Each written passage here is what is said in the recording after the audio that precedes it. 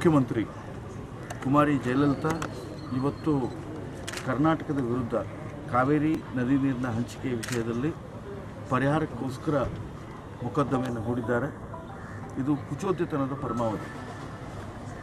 ಕರ್ನಾಟಕಕ್ಕೆ ಇಲ್ಲದೇ ಇರುವಂಥ ನೀರು ಬೆಂಗಳೂರಿಗೆ ಕುಡಿಯೋದಕ್ಕೆ ಮತ್ತು ಇಡೀ ಬೆಂಗಳೂರಿನಿಂದ ಮಂಡ್ಯ ಮೈಸೂರಿನ ತನಕ ನಮ್ಮ ರೈತರಿಗೆ ಬೆಳೆಗಳಿಗೆ ಇಲ್ಲದೇ ಇರುವಂಥ ನೀರನ್ನು ನಾವು ತಮಿಳುನಾಡಿಗೆ ಕೊಡೋಕ್ಕಾಗಲ್ಲ. ಹೇಗೆ ಹಂಚಿಕೆಯನ್ನು ನಾವು ಒಪ್ಕೊಳ್ಬೇಕು ಅದೇ ರೀತಿ ಸಂಕಷ್ಟವನ್ನು ಕೂಡ ಒಪ್ಕೊಳ್ಬೇಕು ಅನ್ನುವಂಥ ಒಂದು ಸಾಮಾನ್ಯ ತಿಳುವಳಿಕೆ ಕುಮಾರಿ ಜಯಲಲಿತಾ ಬೇಕಾಗಿತ್ತು. ಅವರ ಈ ಕುಚೋದ್ಯತನವನ್ನು ನಾನು ತೀವ್ರವಾಗಿ ಖಂಡಿಸ್ತೇನೆ.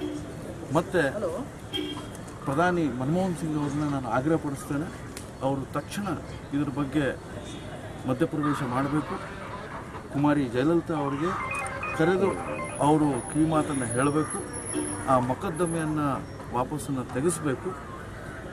ಮೊಕದ್ದಮೆ ಜಯಲಲಿತಾ ವಾಪಸ್ ತೆಗೆದೇ ಇದ್ದರೆ ಕೇಂದ್ರ ಸರ್ಕಾರ ಕೋರ್ಟಿಗೆ ಹೇಳಬೇಕು, ಈ ರೀತಿ ತಮಿಳುನಾಡು ಹಾಕಿರುವಂಥ ಮೊಕದ್ದಮೆ ಇದು ವಜಾ ಮಾಡಲಿಕ್ಕೆ ಯೋಗ್ಯವಾಗಿರುವಂಥ ಒಂದು ಮೊಕದ್ದಮೆ ಅನ್ನುವಂಥ ಮಾತನ್ನು ಕೇಂದ್ರ ಸರ್ಕಾರ ಹೇಳಬೇಕು. ಸರ್, ಈಗ ಬೆಂಗಳೂರಿನಲ್ಲೇ ಕುಡಿಯೋಕ್ಕೆ ನೀರು ಪರಿಸ್ಥಿತಿ ಈ ಸಂದರ್ಭದಲ್ಲಿ ಈ ರೀತಿ ರಾಜ್ಯ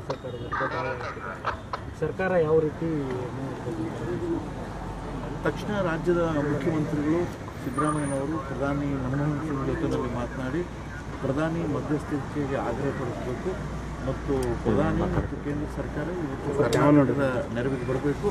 ಕರ್ನಾಟಕದ ನೆರವಿಗೆ ಬಂದು ಈ ಮೊಕದ್ದಮೆ ವಜಾ ಮಾಡಲಿಕ್ಕೆ ಏನು ಕರ್ನಾಟಕ ರಾಜ್ಯ ಸರ್ಕಾರ ಕೋರ್ಟ್ಗೆ ಮನವಿ ಮಾಡಲಿದೆ, ಅದೇ ಮನವಿ ಜೊತೆಯಲ್ಲಿ ಕೇಂದ್ರ ಸರ್ಕಾರ ಕೂಡ ತಮಿಳುನಾಡಿನ ಈ ಪರಿಹಾರದ ಮೊಕದ್ದಮೆಯನ್ನು ವಜಾ ಮಾಡಲಿಕ್ಕೆ ಧ್ವನಿಗೂಡಿಸಿದೆ.